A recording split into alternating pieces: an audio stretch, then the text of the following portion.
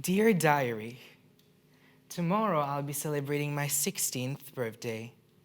Blowing the candles on the cake Mum had saved so much for, and of course, leaving Dad a slice for when he finally returns from the war. This will be it, finally spreading my wings to soar the sky just as high as those kites have been flying all these years, dreaming of being one day just as free.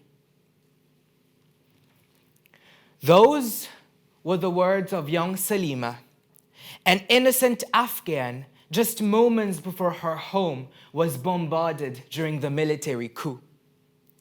Her village burning, her people bleeding, her dreams blurring. Why the silence on behalf of our leaders? How many more children will have to suffer before someone finally becomes accountable? But where did we go wrong? Some of you may ask. After all, states have internationally strived to maintain good relations with each other through bilateral ties, international conversations, diplomatic gifts. They have truly crafted space and volume to allow globalization to occur. But the harsh reality is that if some leaders still choose dark nationalism, its domino effect ripples to cancel all collaboration. What's the point of terming the world as united if some of our leaders are still preaching America first, Russia first, my tribe first? It is therefore of no surprise that despite 32 global summits, climate change is still today considered as a hoax, and young children like innocent Salima are still ruthlessly losing their lives. But who are those leaders, those heroes who are able to reverse this chaotic trend? Well, they range from the macro to the micro levels of action, beginning with international organizations. And the first that comes to mind, the United Nations. To preach international peace between its registered members, the UN's purpose is to this day still justified, as it truly incentivizes the Universal Declaration of Human Rights and has aided financially struggling countries like Bangladesh post-liberation war. When Syria was first hit by the devastating earthquake, the Red Cross Foundation made sure that our arms were wide open to provide humanitarian aid to those in need. And to this day, Ukrainians still consider the world as a sanctuary, with countries like Poland and Bulgaria opening up their borders for them to start over a new life.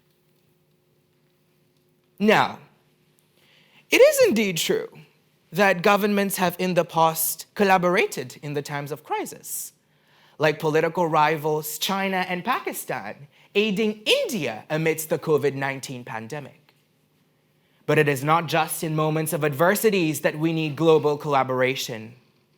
Please, no more of that us versus them debate, for it is time for humanity to march as one. Now, brace yourselves as I tell you that you and I also have the power to improve international relations. That's right. All it takes is just connecting with each other, listening to our stories, and truly being our own leaders. An Israeli child witnessing innocent Palestinians being tortured can tomorrow, as a leader, break the cycle of social violence and instead provide social justice for his fellow human brothers. For compassion and empathy truly have the power to shatter even the harshest of feuds. Therefore, world, friends, global collaboration is not just a government responsibility, For it is of our collective duty to ensure that we truly are more compassionate. For if we're not, our world will end up in more wars. And wars have never determined who was victorious. They have only determined who was left standing. Thank you very much.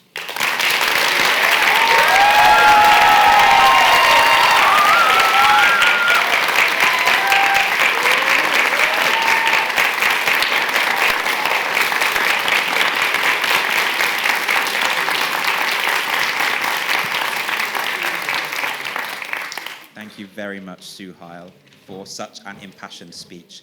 I would now like to invite the audience to ask questions. I believe we have people moving around the room with microphones, which is fantastic.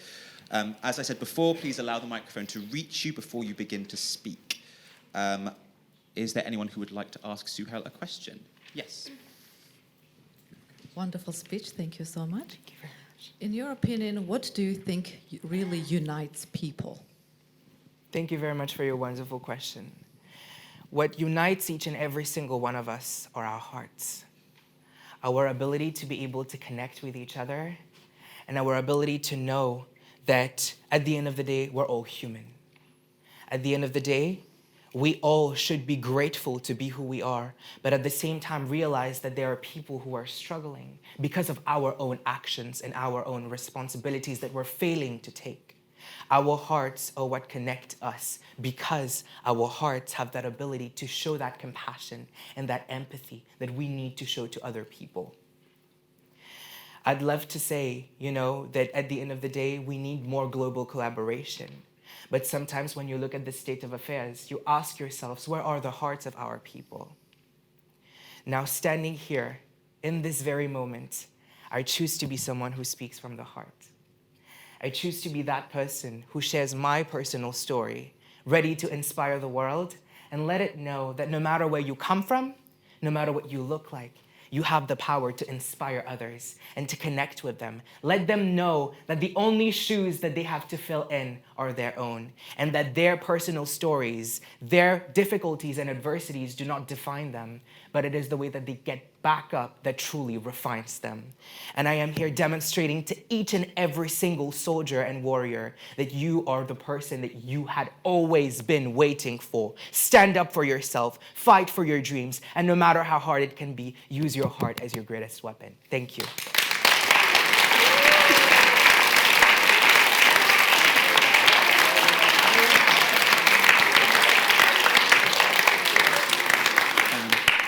Thank you. We might have time for one more question from the audience.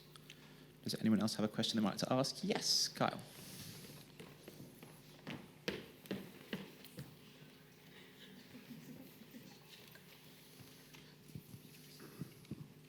First of all, thank you for your speech. It was very passionate, and I won't lie, I had goosebumps while listening to it. So, my question is, you seem to believe that with leadership in today's society, we are unable to break the shackles that surround war and terror and everything else that you mentioned in your speech. But the undeniable fact is that leaders are the top of the hierarchy, top of the food chain. So how do we break that chain and exact the change that you've mentioned? Thank you very much for your question. 2 words: transformational leadership. Leadership? Great. We have a hierarchical system, right? Ranging from the macro to the micro lenses of actions, as I've said. And it is true that these people are the ones who have the most power, the resources necessary to be able to make a change. But the reason why I refer to transformational leadership is because we as individuals, no matter where we come from, all have the power to truly embrace change and embody the changes that we wish to see in our world. I'm a youngster. We're youngsters as participants. We don't have their power. We don't have their resources. But at the end of the day, we have our stories.